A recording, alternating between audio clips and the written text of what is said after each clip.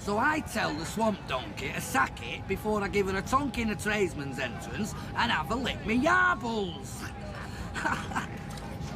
Wow. Boris Johnson, Prime Minister of the UK and Trump lookalike, has announced another round of lockdowns, this time more draconian. Nice. Boris and the British government are saying that the NHS, the National Health System, is being overwhelmed with patients and they're running out of ICU beds. However, that is fake news, and I actually got circumstantial evidence to prove it. That's right, I got the goods. Let's get into it. Before I moved to the United States and learned English, I wasn't aware of the differences between American and British English. In fact, it wasn't until I watched the 2004 classic Eurotrip that I saw how strong the differences actually were. Specifically, it was the bus scene that did it for me. Check it out. So I tell the swamp donkey to sack it before I give her a tonk in the tradesman's entrance and have a lick me yarbles. Wow. Was that English? All I can understand was donkey at the beginning and apples at the end. Here it goes again. So I tell the swamp donkey to sack it before I give her a tonk in the tradesman's entrance and have a lick me yarbles. Wow. Was it English? And that last part at the end always makes me want to cough. This part. Fortunately for me, while I didn't always know the differences between British and American English, I always knew how to spot bullshit. And now I'm on to Boris Johnson and The Guardian for what they're doing. I see the bullshit. So let's begin.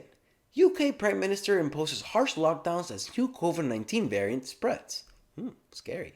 At the end here it says, according to Johnson, there were 30% more COVID-19 patients in hospitals in England on Monday than a week earlier. The health ministry has said that the country will have the highest COVID-19 alert level, reflecting concern that the rising number of hospitalizations could overwhelm the country's National Health Service, the NHS, in the coming weeks. And that's the theme of this story and of this video. The NHS is getting overwhelmed. But don't take it from me, here's from the Boris's mouth. Since the pandemic began last year, the whole United Kingdom has been engaged in a great national effort to fight COVID. And there's no doubt that... Alright, does anybody else think this is getting out of hand? Why are they making these guys so big? It's so distracting. Can't even look at Boris. Fighting the old variant of the virus, our collective efforts... Make him smaller. And would have continued to work. But we now have a new variant of the virus, and it's been both frustrating and alarming to see the speed with which the new variant is spreading. Our scientists have confirmed this new variant is between 50 and 70% more transmissible. That means you're much, much more likely to catch the virus and to pass it on. As I speak to you tonight, our hospitals are under more pressure from COVID than at any time since the start of the pandemic. And there is pressure on our hospitals. Our hospitals are being overwhelmed. Well, let me tell you a little story that starts way back in 2012. Hospitals full to bursting as bed shortage hits danger level. Death rates at more than a dozen trusts are worryingly high, says Dr. Foster, report based on NHS's own performance data. Okay, so in 2012 they were running out of beds. I'm sure in 2013 they fixed the problem. You know, the British people are smart, right? Hospitals scrambled to prevent crisis in NHS's toughest ever winter. NHS Deputy Chief Executive says service pulling out all the stops to deal with impact of bad weather, flu, and vomiting bug.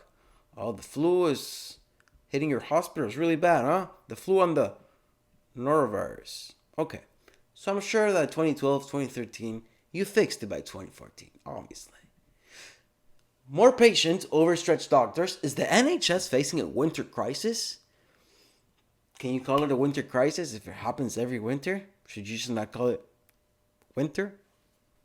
But I'm sure they fixed it, right? No, they'll never fix it. Let's go to 2015. Hospital bed occupancy rates hit record high, risking care. NHS bed occupancy rates of higher than 85% can increase the risk of problems such as infections and quality of care. Research suggests, okay, let's check out 2016. Hospitals in England told to put operation on hold to free up beds. Health service regulators asked hospitals to postpone most of their planned operations in a drive to make more beds available over Christmas. These people never learn, and it's the same thing over and over again. 2017, NHS bosses sound alarm over hospitals already running at 99% capacity. Bed shortage prompting concern for patient safety even before onset of winter weather and anticipated major flu outbreak. Always scaring you about winter and the flu. Oh, winter is coming. What is this, Game of Thrones? I'm not paying you. Get out of here. Hospitals are already at much of 99% full as the NHS braces itself for the winter, far over the 85% limit experts say must be maintained to protect patient safety. Winter is coming. But let's go on to the future, 2018. NHS intensive care units sending patients elsewhere due to lack of beds. Exclusive. Doctors say 80% of units sending patients to other hospitals amid chronic shortages. Okay. So 80% of units are sending patients to other hospitals. What are the other hospitals doing with them? Putting them in their ICU units? Okay. Well, let's move on to 2019. Hospital beds at record low in England as NHS struggles with demand.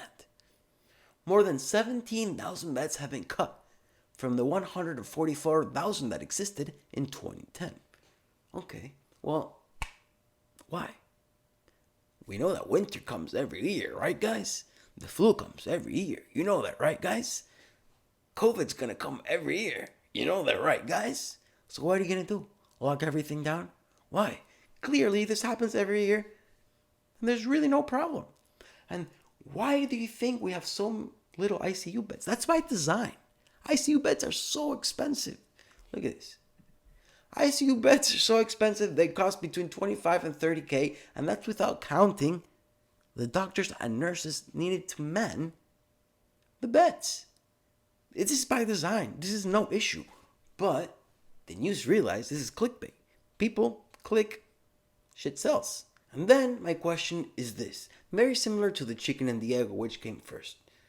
Did the mainstream media in England, The Guardian in this case, start publishing these stories because it was clickbait? They realized they could make a lot of money, and then the government started using that for the basis to create the lockdowns that they wanted? Or was it the other way around? The government wanted and got the Guardian to publish the story so they could then get the lockdowns that they wanted. I think it was a more natural capitalistic thing that came with the clickbait, and then the government realized. I'm going to go with that one. But what do you guys think? Comment down below. Thank you for watching. If you liked the video, please like it, share it, subscribe. It's free. See you next time. So I tell the swamp donkey to sack it before I give her a tonk in a tradesman's entrance and have a lick me yarbles.